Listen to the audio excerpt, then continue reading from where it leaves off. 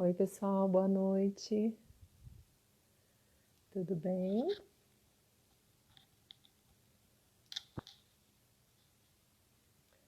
Vamos lá para mais uma aula da nossa imersão. Boa noite, Luziânia, Daniela, Ju. Falar sobre tabus. Será que nós temos tabus em relação à adolescência, né? Ou será que nós temos tantos tabus em relação a tantas questões da nossa vida, né?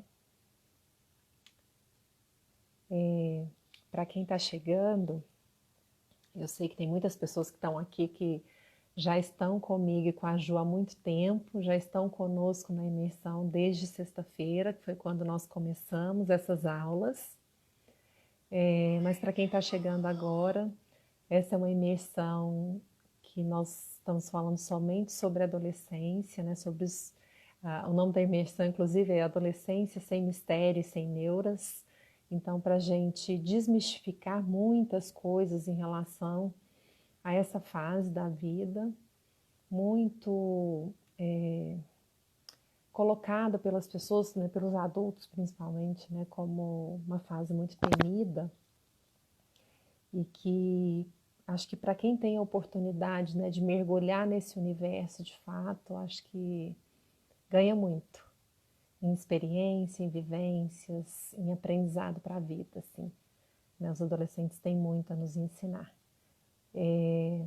Para quem ainda não está inscrito na imersão, né, ainda dá tempo.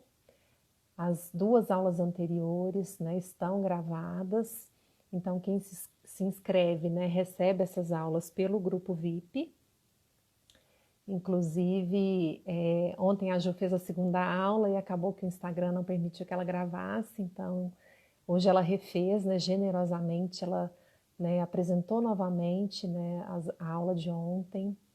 E uma aula muito emocionante, conseguiu gravar, então tá lá a aula salva também. Para quem tiver a oportunidade, vale muito a pena assistir o que nós trouxemos de conteúdo na sexta e ontem, né? E hoje, porque a Ju repetiu a aula hoje. Então fica esse convite aí.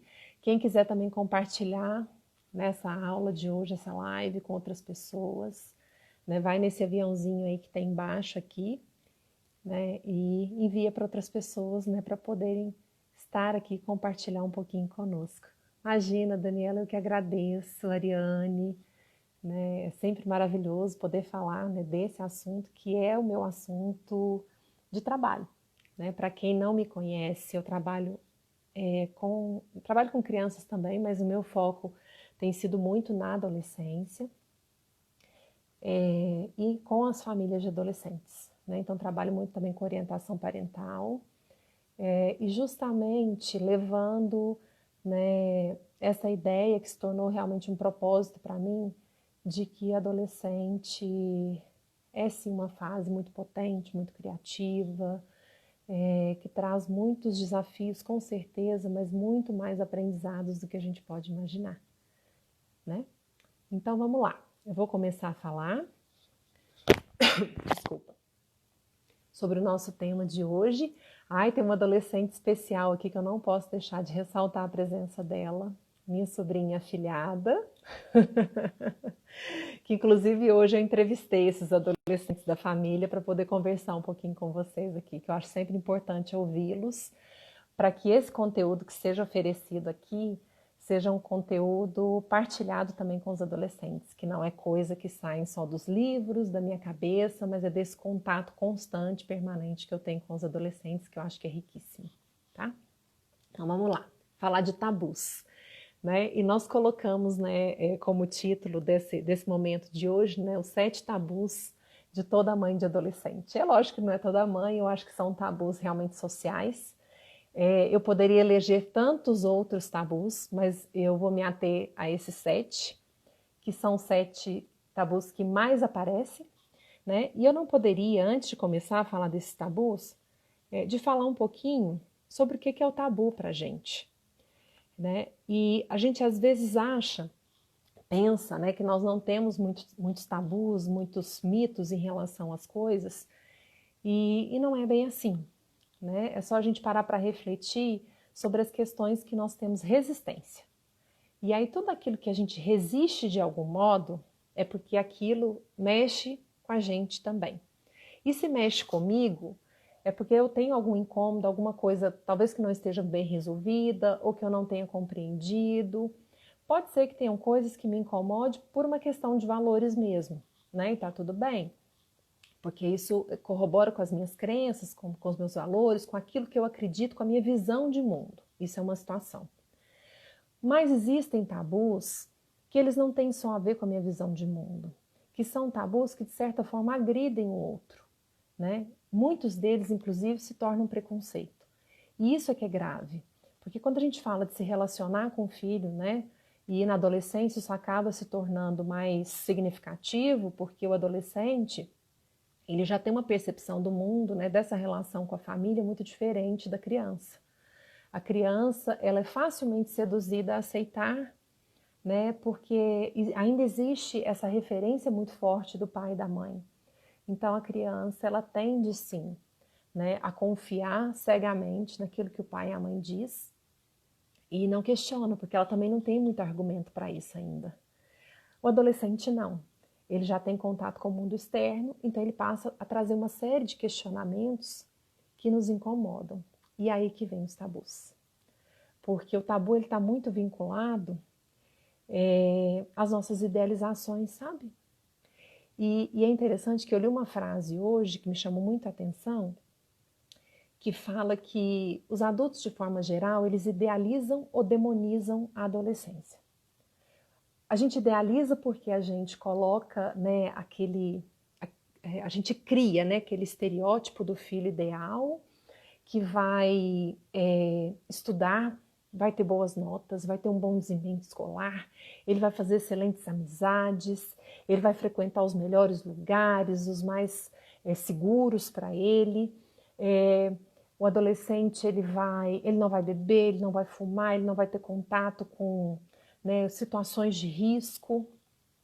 Ele vai escolher aquela profissão que com certeza vai dar para ele uma boa posição na vida. E as coisas não são assim, né? E isso é um problema. Ou então a gente demoniza a adolescência, né? Eu não gosto muito desse termo, mas quando eu li a frase, assim, eu acho que trouxe muito essa dualidade também, que muitas vezes, que a vida da gente é cheia de dualidades e a gente traz isso também para a adolescência, né? Então, que se o meu filho não é o ideal, ele vai ser aquele filho que vai fazer coisas que não me agradam. E aí eu coloco na situação, né, no lugar da vítima, assim, nossa, o meu filho não é aquele filho, né, o bom filho, aquele que eu gostaria que ele fosse. Isso é muito triste, tá? Porque a gente não consegue enxergar a realidade, a gente não consegue enxergar a essência. E aí isso é muito triste. Porque, na verdade, tudo isso não diz respeito aos nossos filhos, diz respeito a nós, a quem somos.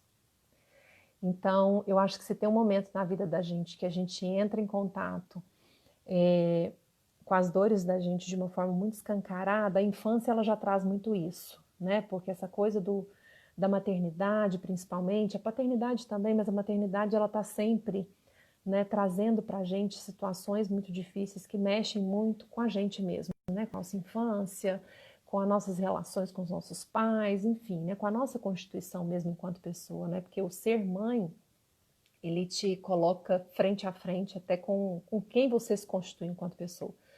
E na adolescência isso vem de uma forma muito mais forte. Pessoal, a Juliana está falando que está travado para todo mundo? Porque aqui para mim está normal.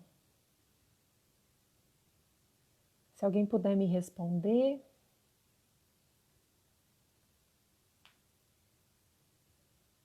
Pessoal, tá travado? Tá não, né? Bom, a Ju respondeu aqui que tá ok. Então, a gente pensar...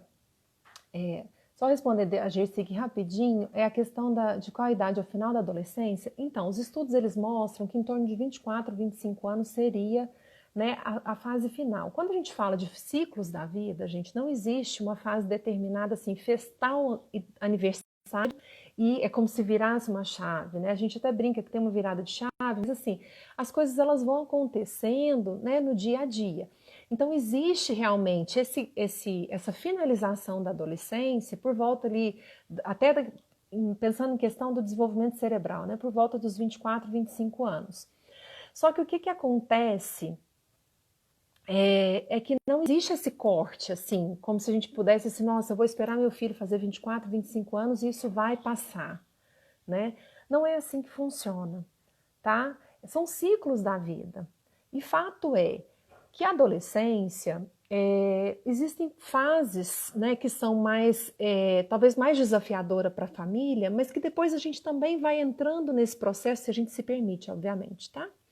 Então, retomando o que eu estava dizendo, que quando a gente fala da... Acho que eu perdi meu raciocínio, mas vamos lá. E aí, o que a gente faz também quando a gente acaba idealizando ou criando essas expectativas todas, né? É que a gente, muitas vezes, a gente enxerga o adolescente como um pacote de problemas. E aí é que começam a entrar os tabus. Por quê? Quando eu fui até elencar, né, o que seria aqui, que poderia ser os 7 tabus assim mais evidentes dentro da adolescência, o primeiro deles talvez seja uma fala que é muito recorrente entre os adultos, que os adolescentes são aborrecentes. E esse é um tabu que me machuca muito, porque como eu trabalho muito com adolescentes e eu não sei, eu vejo tanta vontade deles de quererem fazer parte, de quererem desbravar o mundo, de quererem se sentir aceitos, né? De quererem fazer as coisas saírem do lugar mesmo, né? E quando eles são tratados assim, né, ou são identificados dessa maneira, eles ficam muito tristes. E realmente tem, né? Até o meio do ano passado, eu trabalhava numa escola só com adolescentes e muitos deles falavam isso para mim, assim, eu não consigo conversar com os meus pais, porque eles me enxergam sempre como um aborrecente. E tinham falas muito nesse sentido, né? Às vezes eu ia atender famílias e chegava e falava assim, essa tal dessa aborrecência, né? E aí muitas vezes eu ficava pensando, gente, que ferida tem nessa família, nessa mãe, nesse pai, que acha que lidar com o filho nessa idade que é tão potente, né, é um aborrecimento. Por que é tão difícil? Por que é tão triste? Exatamente, Ariane, por que é tão triste? Né? E talvez essa seja uma das grandes questões de quando a gente fala que a adolescência é aborrecência. Porque a gente não consegue olhar o que tem de tão marcado em mim que eu me refiro ao meu filho como uma pessoa aborrecida, como uma pessoa que traz aborrecimento para mim. Talvez na minha adolescência eu tenha sido tratado assim, pode ser. Só que se a gente não começa a enxergar porque a gente tem dentro da gente, começa a olhar, gente, e é doloroso, é um processo doloroso. Eu não vou dizer para vocês que é fácil olhar para dentro da gente, né? É um processo muito doloroso. Mas quando a gente olha para a gente começa a perceber que tem coisas que são nossas, que não são dos nossos filhos. E aí não é justo a gente projetar isso, né? De que se foi difícil para mim, também precisa ser para o meu filho ou para minha filha. Então pensem muito sobre isso, né? Quando vai falar de um adolescente, fale com respeito, né? Com respeito que ele merece, que ela merece, né? É um adolescente, é uma pessoa só, né? E que merece o nosso respeito. E aí, quando a gente também fala de aborrecente, a gente também, gente, nós falamos tanto essas últimas aulas, né? A Ju principalmente falou tanto ontem e hoje sobre a questão da conexão.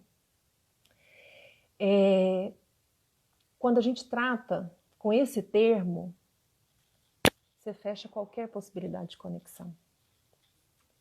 Será que você, adulto, se você for enxergado por uma pessoa como sendo um adulto desagradável, chato, você vai querer conversar com essa pessoa? Você vai confiar nessa pessoa? Você vai querer diálogo, troca, partilha com essa pessoa? Não vai.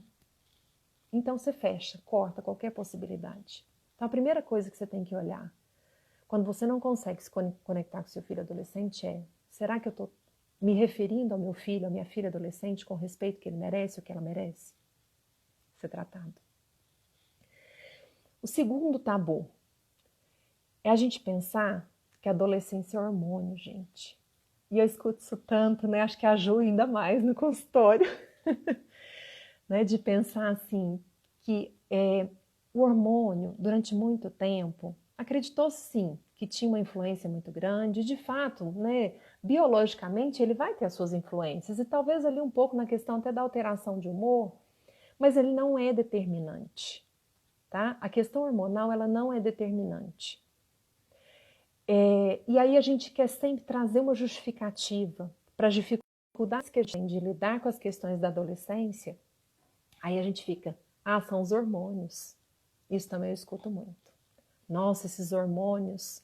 Então parece que aquela pessoa, aquele indivíduo que tem sentimentos, que tem desejos, que tem vontades, que tem sonhos, se resume a um hormônio. Então ele não existe, porque ele é só um hormônio. Esqueçam, gente, esqueçam essa questão do hormônio nesse sentido. Não reduza o seu filho a uma questão hormonal. Ele é muito maior do que isso. Tá? Existe ali dentro uma pessoa que, mais uma vez, quer ser respeitada, que deseja ser aceita, que deseja dizer, né, a que veio ao mundo, né, que deseja falar dos seus sonhos, né, e que, né, quer fazer parte ali, ele quer viver como a gente também, tá? Um outro tabu, né, o terceiro, são que os adolescentes são preguiçosos e egoístas. Quem nunca? Né? Quem nunca falou para o seu filho? Você é tão preguiçoso, nossa, mas você é tão egoísta. Né? E a gente confunde, eu não vou dizer que não tem, tá, gente? Todos nós humanos temos uma dose de preguiça, de egoísmo e de tantas outras aí características. Porque a preguiça e o egoísmo são algumas questões que a gente tem como ser humano, qualquer pessoa tem. Mas a gente coloca isso como um peso muito grande na adolescência, como se fosse uma característica assim, que já vem no pacote, né? Como eu disse lá no começo, que o adolescente é um pacote de problemas, então dois desses problemas aí, né, a preguiça e o egoísmo. E não é. Quando um adolescente, por exemplo, não tem, às vezes, o desejo de fazer algo, não quer dizer que ele só tenha preguiça, né? Preguiça é aquela coisa que a gente tem, que às vezes você está assim pensando, eu precisava fazer uma coisa, mas acabei de almoçar agora, estou com uma preguiça, vou ficar aqui descansando um pouquinho. Todo mundo tem. Mas quando eu não quero fazer alguma coisa, isso pode estar muito mais ligado à falta de motivação, à falta de enxergar um interesse, uma necessidade naquilo que precisa ser feito. Né? Muitas vezes pode ser também a falta de compreensão por quem eu sou, então eu começo a não querer mais também contribuir como adolescente, porque eu também não estou sendo enxergado, valorizado.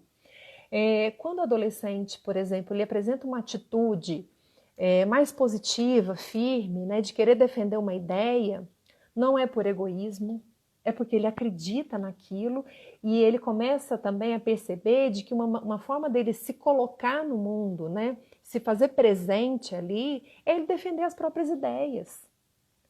E isso a gente deveria valorizar muito, porque um adolescente que não consegue defender o próprio posicionamento, que não consegue ter uma ideia clara, às vezes, sobre um assunto, ou que mesmo assim aquilo possa ser discutido, mas que ele consegue se posicionar, isso é preocupante.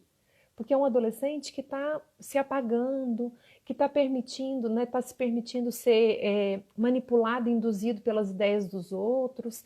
Aquele adolescente questionador, que se coloca, que consegue ser crítico, às vezes é até ácido na maneira de colocar as coisas, porque é o jeito que ele consegue, é um adolescente que está conseguindo marcar o seu espaço. Isso é super importante.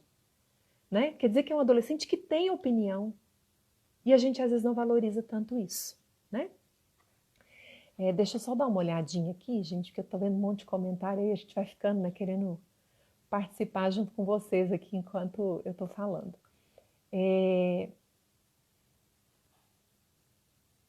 Opa, peraí.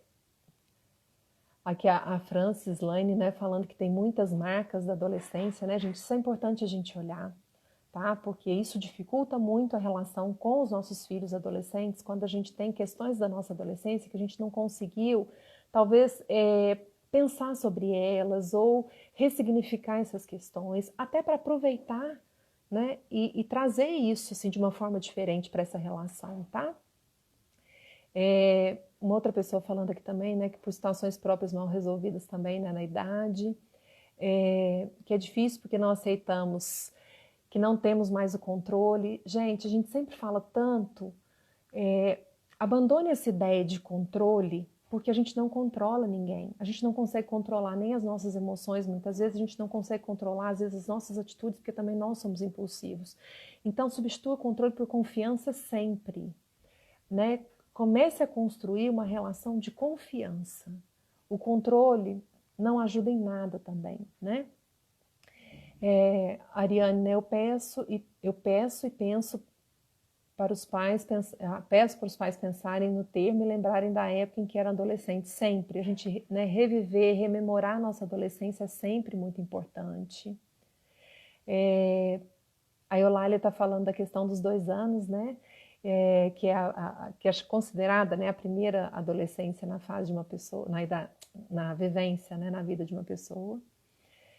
A empatia de se colocar no lugar dessa projeção, exatamente. A Fran falando da questão dos rótulos, né? O tabu está muito relacionado a rótulos, sim. Tudo aquilo que a gente tem tabu, ou seja, tudo aquilo que eu tenho dificuldade de aceitar, né, de encarar de frente, eu transformo em rótulo, porque é mais fácil eu rotular o outro, dar nomes, né, do que realmente conseguir compreender esse lado do outro, né? A Flávia falando, né, que a questão também das grávidas, né, acontece também como acontece com os adolescentes, né, de que tudo é hormônio, né, e não é, gente, são emoções, são sentimentos, são vivências que as pessoas passam, né? Que tudo se intensifica na adolescência? Sim. Por que que se intensifica? Porque é uma fase realmente de potência, né? Então há essa questão da intensificação, porque o adolescente começa a dizer sobre ele começa a querer demarcar o seu espaço, né? A sua estada, a sua vivência nesse mundo, né? Nessa vida. Então é muito comum realmente que seja intenso. E aí, se a gente for pensar, né? Tem muitos adultos também que são intensos. Até que Opa, peraí que eu fiz uma besteirinha aqui. A Gisele perguntando, né, se não são os hormônios, aí a Jo até respondeu lá embaixo, gente, é a questão muito mais cerebral do que hormonal, tá? E o ambiente também, a gente não pode deixar de lado que o ambiente em que esse adolescente vive também é determinante. A Juliana falando que acha lindo, né, o amor que eu e a Jo a gente tem, né, pelo desenvolvimento humano, e isso é verdade mesmo, né? Não é à toa que a gente trabalha com pessoas e sobre pessoas. Bom, então vamos lá. O quarto tabu seria, e esse também, gente, é um dos mais falados, né? Que todo adolescente é rebelde. E aí, vocês acham que todo adolescente é rebelde? Eu diria que sim. E que essa rebeldia talvez seja uma das melhores coisas da adolescência. Sabe por quê? A rebeldia não é o que a gente pensa, né? A rebeldia na adolescência, ela é fundamental e até é importante a gente pensar quando a gente às vezes assiste um filme ou você lê um livro que fale um pouco sobre isso, ou que mostre uma geração um pouco mais jovem, que tem sempre lá aquelas pessoas lutando por alguma causa, defendendo alguma mudança importante, o que é isso? É a rebeldia positiva, né? E por que isso é positivo? Porque se essas pessoas mais jovens, né, e aí nesse caso entre os adolescentes de uma forma muito forte, é que faz com que a gente saia do lugar, né? Eu acredito muito, né, na potência da adolescência, porque o adolescente ele tira o adulto da zona de conforto. O adolescente é que faz com que a gente comece a repensar algumas questões. Então, muito hoje do que eu vivo, né, da adolescência dos meus filhos, por exemplo, me faz repensar coisas que eu vivi na minha própria adolescência. E coisas que às vezes me limitavam muito e que hoje eu faço questão até de dar espaço para que eles falem, porque eu não tinha esse espaço para falar. Hoje eu considero os meus filhos, por exemplo, eles são muito mais conscientes socialmente, muito mais politizados do que eu era quando eu tinha a idade deles. Né? E é lógico que isso é muito em função do contexto que a gente vive, eles têm muito acesso à informação hoje, né, que a gente às vezes não tinha tanto, era um pouco mais restrito, mas tem a ver também com o espaço que a família dá para que esse adolescente possa falar das causas que ele defende. Né? E mais no final eu vou trazer um pouquinho sobre isso, né, de algumas conversas que eu tive com adolescentes hoje, assim. Né? A gente às vezes se limita muito, né? E eu não quero, o adolescente vem com alguma, eu não quero falar disso não. Não vem com essa história. Já vem me questionar, que coisa chata. Né? E não é.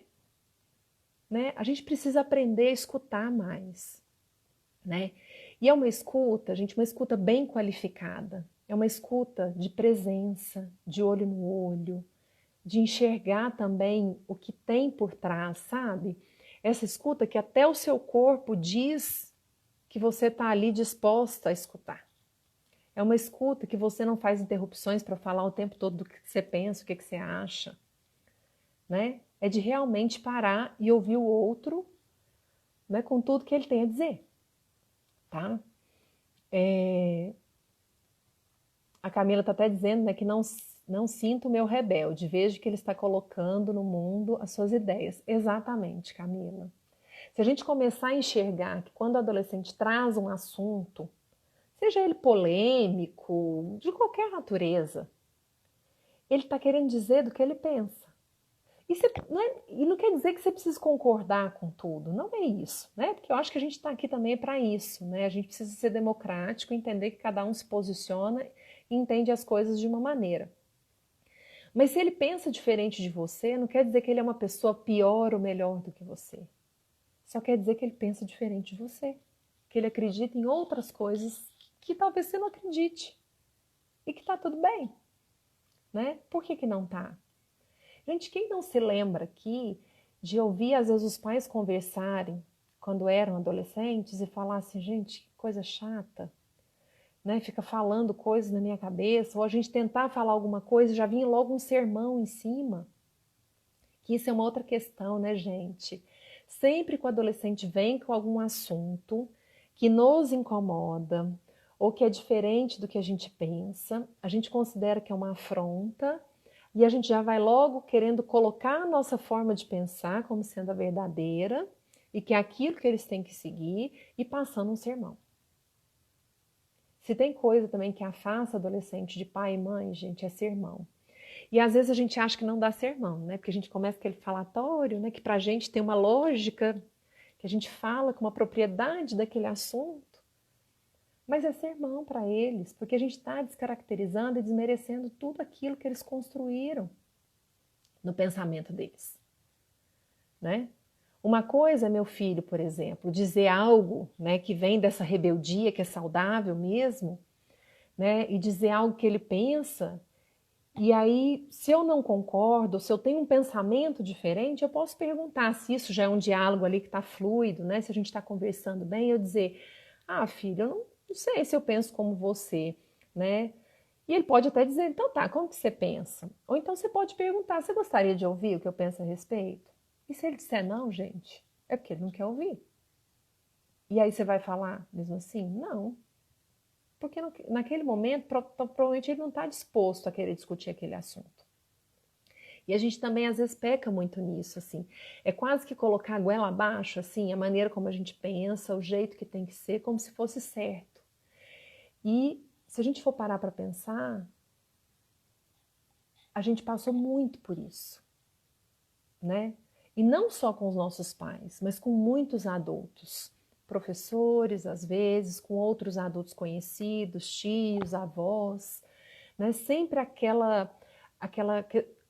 questão do adulto ter esse lugar, né, na hierarquia que dava um poder de voz que o adolescente não podia questionar e que ele não tinha esse espaço para falar, né?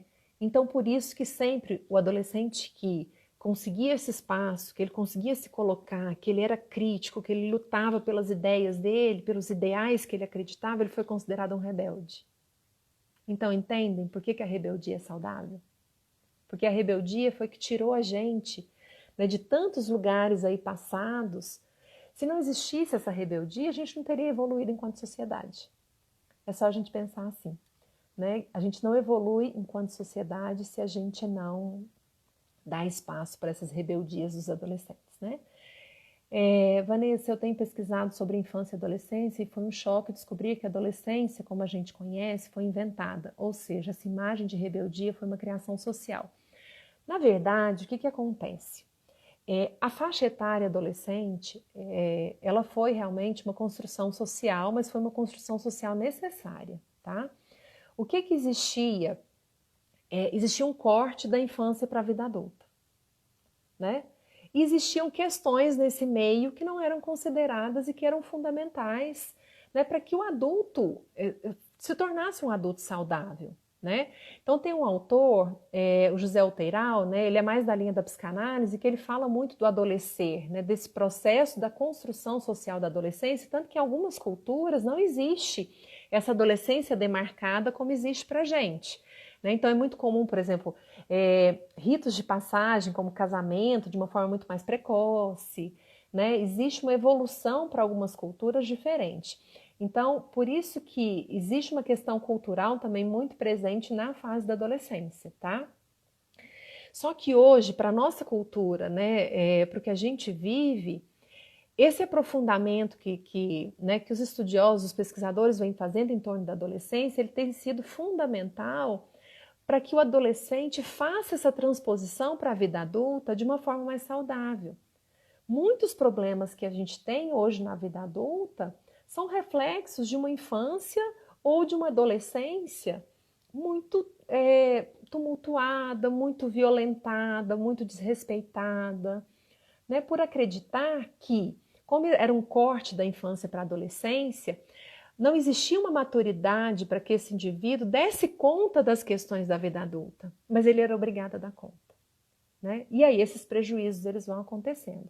Então, assim, os estudos que a gente faz hoje sobre a adolescência são fundamentais para que a gente, inclusive, consiga repensar até as nossas próprias questões. Né? Eu falo que hoje, vivendo a adolescência dos meus filhos, trabalhando com adolescentes, mas eu acho que ainda mais, né, tendo essa possibilidade, né, como mãe de adolescente, eu revivo a minha história constantemente e isso acaba me dando uma sanidade mental como adulta, assim, né, de começar a enxergar o mundo de uma outra perspectiva, sabe? De uma outra forma. O quinto tabu, né? E esse é um tabu bem gigante para as famílias, porque existe uma crença muito forte de que todo adolescente ele tem uma tendência ao vício, né? De que ele bebe, fuma e vai usar drogas. Ou que ele vai beber, vai fumar e vai usar drogas. Ou que ele vai se tornar um viciado. O que acontece? A questão é que é difícil para a gente, principalmente pais e mães, aceitarem que os nossos filhos já não são mais aquelas crianças. E aí também faz parte da nossa idealização, né?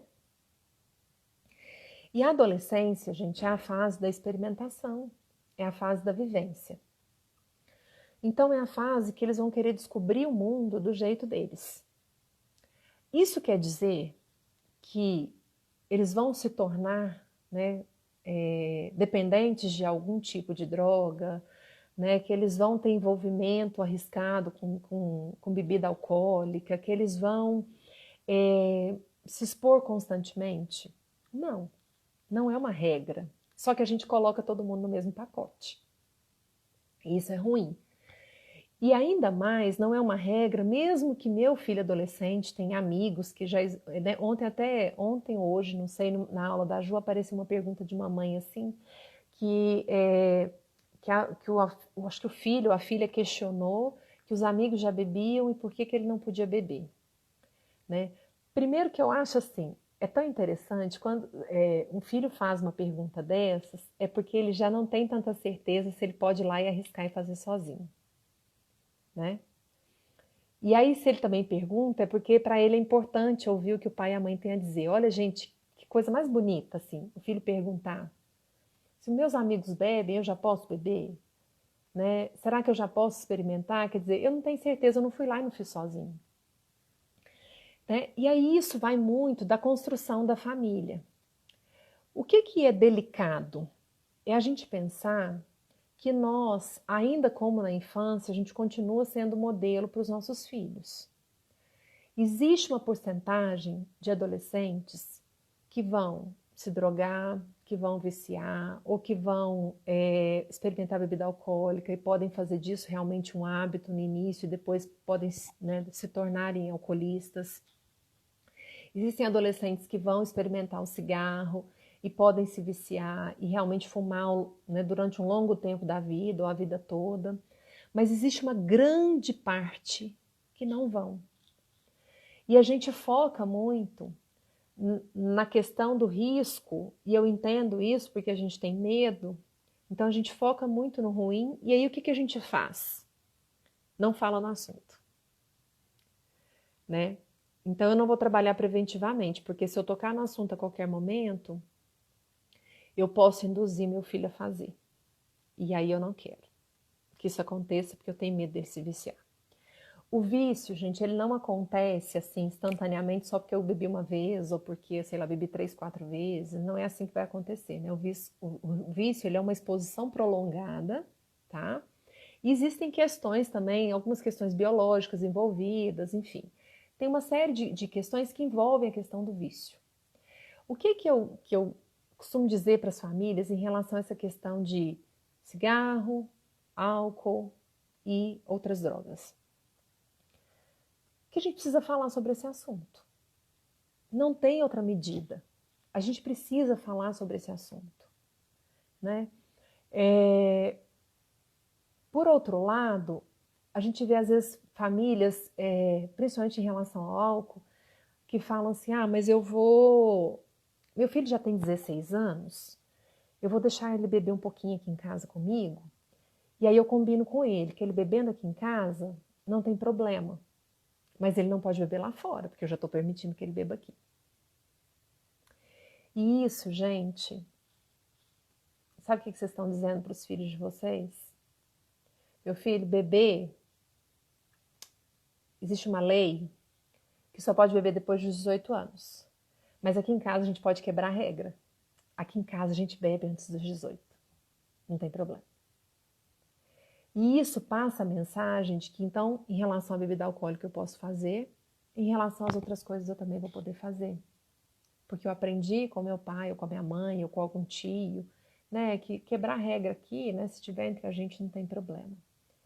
Então a gente sempre precisa, quando a gente tem adolescente em casa, se pautar muito dentro daquilo que é legal, né, ou seja, existe uma lei que ampara aquela situação, né, e que se eu faço isso, eu estou, né, infringindo uma lei.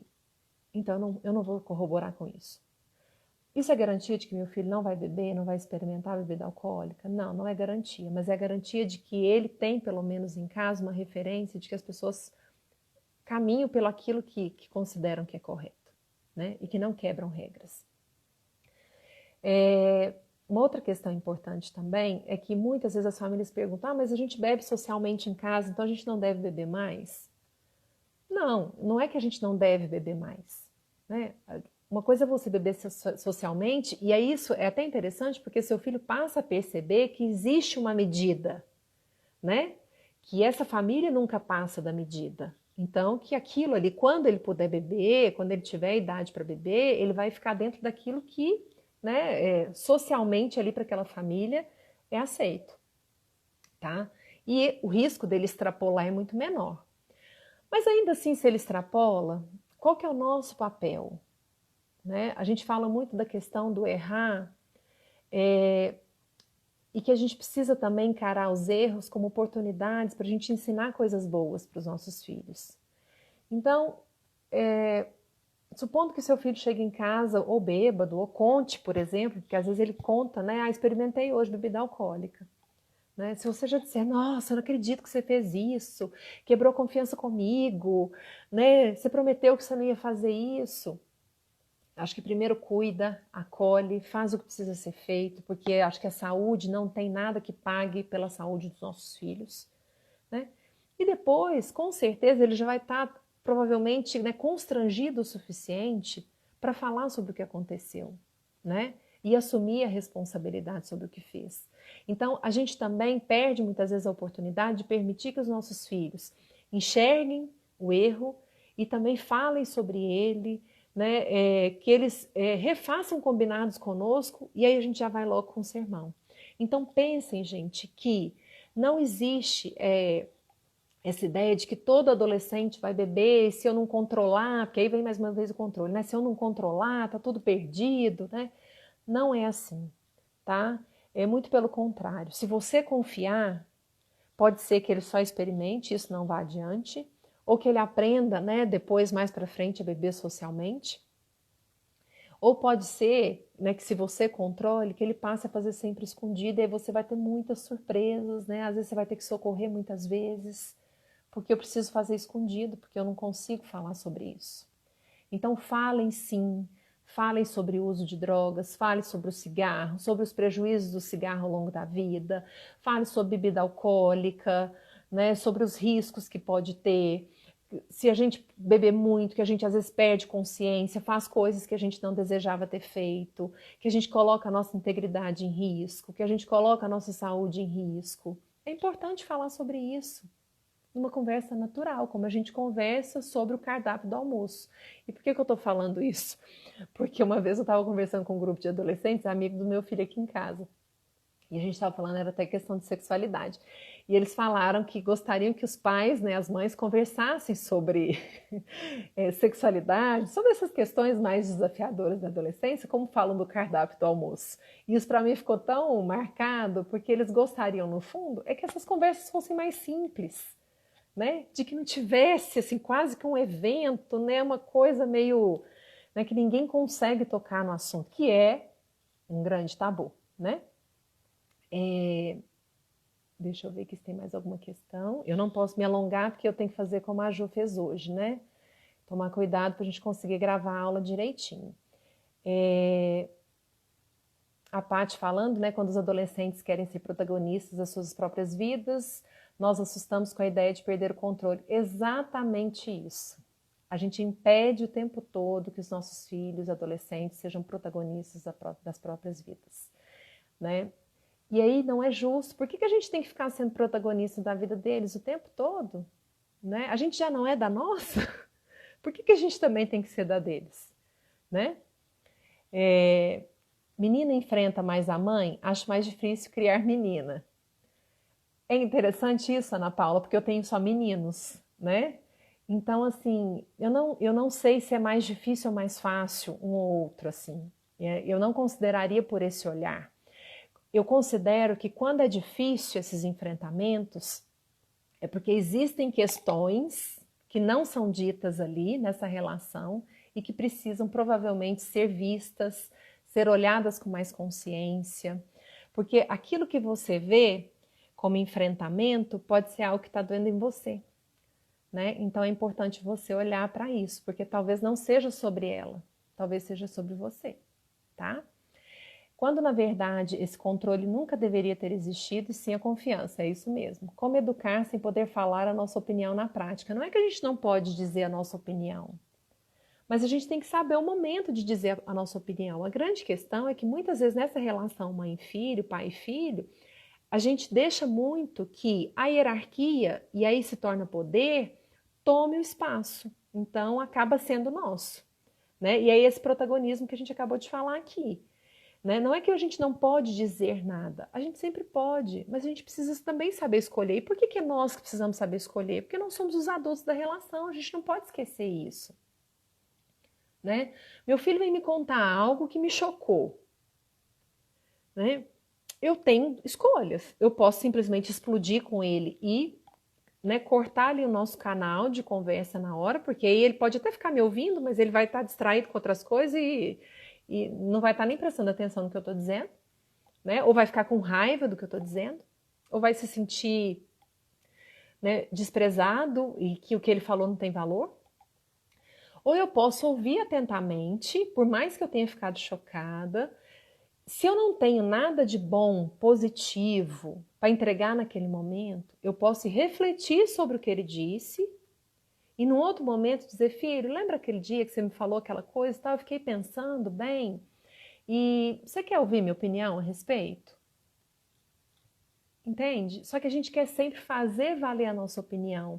E é muito difícil admitir isso pra gente, que a gente quer fazer valer a nossa opinião. Tá? Porque a gente sempre prefere colocar a responsabilidade ou a justificativa de que o problema é que o adolescente enfrenta, o adolescente não aceita, o adolescente, entendeu? Então isso fica muito difícil. Porque no fundo a gente também não está aceitando, tá? A Silvana falando que o Alterar é maravilhoso, é mesmo. Vanessa, meu filho tem 16 anos e acha muito crítico, igual a mim. Confesso que me assusta às vezes tamanha vontade de se colocar no mundo com seus posicionamentos. Bom, você já disse aí, né? Ele aprendeu a ser crítico, ele tem uma mãe que é crítica. Só que realmente é difícil, principalmente quando o filho parece muito com a gente, é muito difícil, né? Porque a chance da gente entrar em disputa é muito grande. Mas aí, mais uma vez, pensa sempre que você tem mais condições de racionalizar as coisas do que o adolescente de 16 anos. Então, você pode ouvir, processa aquilo, né? Se você não conseguiu ainda digerir aquilo, dá um tempo para você. Não quer dizer que você concordou. Você pode, às vezes, até dizer: ó, filho, eu não sei se eu consigo concordar com você nesse momento, mas eu vou pensar mais um pouquinho a respeito. Depois você topa da gente conversar sobre isso de novo, né? E sempre que for ir por embate, gente, escolhe não entrar nessa disputa, sabe? Faz a pausa positiva lá, vai pensar sobre as questões que estão acontecendo, né? Não entra na disputa. A disputa, ela sempre vai impedir a conexão. Bom, vamos lá. Sexto, né? A adolescência é a fase da promiscuidade, né? E como isso é ruim. E sabe por que a gente pensa isso? Porque tudo que envolve sexualidade, sexo principalmente, que é, né, uma questão muito presente, né, para a adolescência, porque é uma fase de muita curiosidade, de muito desejo, de muita descoberta do próprio corpo, descoberta do outro enquanto uma pessoa que passa a ser admirada, desejada, né? Isso é muito difícil. E é o grande momento em que a gente percebe que os nossos filhos não são mais crianças. E isso para a gente é muito doloroso. Então, se você for pensar, adolescência não é promiscuidade. Ela só vai se tornar promiscuidade quando a gente não pensa que uma educação sexual, né, e uma educação sobre sexualidade, ela é necessária. E aí a gente tem falado muito também da importância de falar sobre sexualidade desde que são crianças, assim, né, a vida toda, porque sexualidade não é sexo. Então a gente precisa sempre separar isso. Sexualidade não é sexo. Até tem um áudio meu, no meu perfil, que eu falo muito sobre a questão até da orientação sexual, mas eu começo falando sobre isso, né? Da importância da gente separar. Sexualidade não é sexo, tá? Agora, o sexo, ele é presente, ele começa a ficar presente na adolescência? Sim, e a gente precisa aceitar isso. Vão me dizer, né, que quando vocês eram adolescentes, vocês não pensavam em sexo. Não tem como, gente. A gente começa a perceber o outro. A gente começa a sentir desejo pelo outro. Quando a gente gosta de alguém, né, existe a questão até desse desejo amoroso, romântico mesmo, né, de namorar o outro, né, essa coisa de achar o outro tão especial, tão lindo, tão fantástico, mas que isso também vai passar pelo desejo sexual. Nós somos impulsionados a isso. Mas o sexo é um tabu muito grande. E aí a gente encara sexo como promiscuidade. Só passa a ser promiscuidade se a gente não fala sobre esse assunto. Porque aí o adolescente vai descobrir isso, gente, da maneira como ele achar aí. É um amigo que vai mandar um vídeo pornô. E não que isso não vá acontecer. Mas quando está muito bem esclarecido para o adolescente, ele até recebe um vídeo pornô, ele assiste, ele sabe diferenciar o que é um sexo saudável, né, que é um sexo prazeroso, do que é promiscuidade. Tá? Então a gente precisa, sim, desmistificar essa ideia de que a adolescência tá ligada a sexo, tá ligada à promiscuidade, que não é assim que as coisas funcionam, tá? Não é assim para o adolescente, é assim muito mais na nossa cabeça de adulto do que para o próprio adolescente, tá? Vamos ver aqui, nossa, tem tanta coisa, gente, bem que eu gostaria de ler de todo mundo, mas não tá dando tempo. Aqui falamos abertamente, inclusive ele sabe que quando puder, sobre a bebida, né? O primeiro copo será ofertado por nós. Só tomar esse cuidado, né, Vanessa, que a gente falou, assim, também não é garantia, né, de que esse primeiro copo vai ser realmente oferecido pela família. Mas é legal, né, fazer alguns combinados, falar sobre o momento certo, mais apropriado, pensando muito mais na saúde, tá? Fala da questão do desenvolvimento, né, do quanto isso pode afetar. A Ju está falando, né? Sempre lembrar que nós somos exemplos, exatamente, né? Meu filho pedia muito para experimentar cerveja, então deixamos, eu e meu marido, ele tinha 14 anos. Fiz errado? Alessandra, não é uma questão de errado ou certo, né?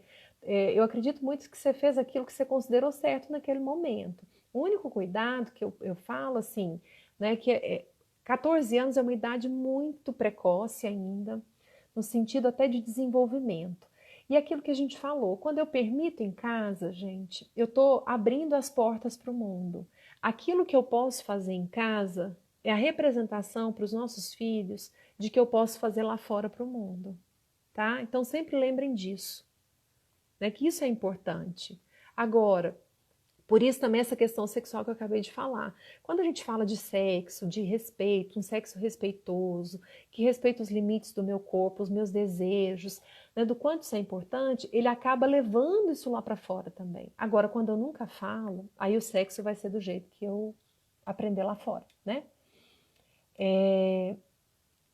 Então, a Ariane está perguntando se eu indico a série Sex Education, né? Eu indico para as famílias, muito, muito, muito, porque ela traz muito as questões sexuais que envolvem a adolescência, e é uma série muito bacana, tá? Para os adolescentes, se eu não me engano, a série é a partir dos 16 anos, tá? Então, assim, como ela fala de um sexo mais explícito mesmo, das questões que envolvem essa faixa etária da adolescência, né, depois dos 15, 16 anos, né, que é mais evidente nessa fase. Então, eu não sei se eu indicaria antes, a não ser que, assim, que seja assistido com os pais, né? Que vocês tenham essa liberdade, que o adolescente se sinta confortável, que é até legal. Porque a gente também, eu me lembro, gente, quando eu era adolescente, começava a cena de beijos, né? Até não tinha muito sexo explícito em novela, mas assim, televisão, no filme. Mas assim, às vezes meus pais desligavam a televisão, pediam a gente para sair da sala, né? E eu ficava super curiosa, porque eu pensava, por que eu tenho que sair da sala? Por que, né? E hoje a gente não faz isso aqui. A gente está vendo um filme, a gente encara aquela cena como uma cena natural entre duas pessoas que se relacionam. E de fato é, né? É mais fácil falar sobre drogas do que sobre sexo, porque sexo é tabu pra gente. Então a gente precisa também, pais e mães de adolescentes, a gente precisa abrir a nossa mente para isso. Por mais que isso seja difícil, gente, sabe como que começa a ficar um pouco mais fácil? Quando a gente começa a ler a respeito, quando a gente começa a falar a respeito. Se a gente não, né, transpor essa barreira, a gente não vai conseguir sair desse lugar e sexo vai continuar sendo uma coisa difícil para nós, tá? E o sétimo tabu, que senão vai acabar meu tempo aqui, os adolescentes desafiam os pais. Não. Eles não vieram no mundo para nos desafiar, tá? Eles vieram no mundo, talvez mais ainda, né, para viver a vida deles e para nos ensinar. Tá? A gente aprende muito com eles. Quando a gente entende que tudo que o adolescente faz é para me desafiar, é porque eu estou em disputa de poder com ele o tempo inteiro. Então o problema não está com o adolescente, está comigo. E isso muitas vezes acontece porque talvez eu não consegui na minha adolescência, né, vencer algumas questões ali com a minha família, ou com a minha própria adolescência, né, em relação com os outros. Então é como se eu garantisse agora o meu lugar. Então agora eu sou a mãe, então eu vou ter o controle da situação, porque eu sou a mãe, eu tenho poder, né? E não é por aí. Quando o adolescente responde, às vezes, de uma forma mais ríspida, mais crítica à família, ele não está querendo te agredir. É porque ele não sabe, às vezes, escolher ainda as palavras de uma forma mais racional, mais polida, né, para dizer o que ele está pensando ou está sentindo. Porque o adolescente, ele é real, né? O adolescente, ele é literal. Uma mãe até uma vez perguntou, falou assim, mas por que o adolescente tem que ser tão literal? Porque é da fase, né? Eles estão aprendendo a defender as próprias ideias, então eles são literais mesmo. Não é uma necessidade de enfrentar a família. Não, é uma necessidade de demarcar o meu espaço e dizer, agora eu entendo o que acontece no mundo dentro da minha perspectiva, eu quero defender o meu posicionamento, eu quero defender a minha ideia, mas eu não quero te agredir. E talvez a melhor forma que a gente possa fazer isso, às vezes é dar sinais, né? A gente pode até combinar sinais, assim, de quando o adolescente estiver extrapolando o tom de voz, de quando ele, né, filho, né? E vai chegando um ponto que às vezes o próprio adolescente, quando ele tem esse espaço, esse canal aberto para falar o que ele pensa, ele mesmo percebe e fala, nossa, eu não fui muito legal na maneira como eu falei, você me desculpa? Então, gente, entendam definitivamente que não é sobre vocês, pais e mães, não é sobre os adultos, é sobre a existência do próprio adolescente, é a maneira dele se colocar, tá? Eu separei até um trechinho aqui, tem uma revista, ela não é uma revista nova, na verdade foi uma coleçãozinha, né, da Mente Cérebro que saiu um tempo atrás, e eu não sei nem se achariam para comprar mais, tá, gente? Então não vou nem indicar, porque eu acho que vocês não vão achar. Mas eu estava lendo hoje, né, e tem um trecho aqui que me chamou muita atenção, que diz assim, o adolescente quer e precisa se reconhecer nas coisas que tem e que é. Mas ele também deve ser encarado sem cinismo e complacência. E suas dúvidas e inquietações precisam ser levadas a sério. Ele tornou-se necessário não para ratificar as verdades do adulto, mas para ajudar a transformá-las, recriá-las e reconstruí-las. Nesse sentido, a libertação e o aprisionamento prometidos para os 18 anos são uma injunção repleta de equívocos que traduz mal as potencialidades dos jovens antes dessa idade. O que esse trecho me chamou a atenção? Primeiro, que ele diz claramente que não é só uma ascensão essa vida adulta, né? A chegar, é como se o adolescente galgasse tanto para chegar no lugar onde eu estou como adulta. E não é isso.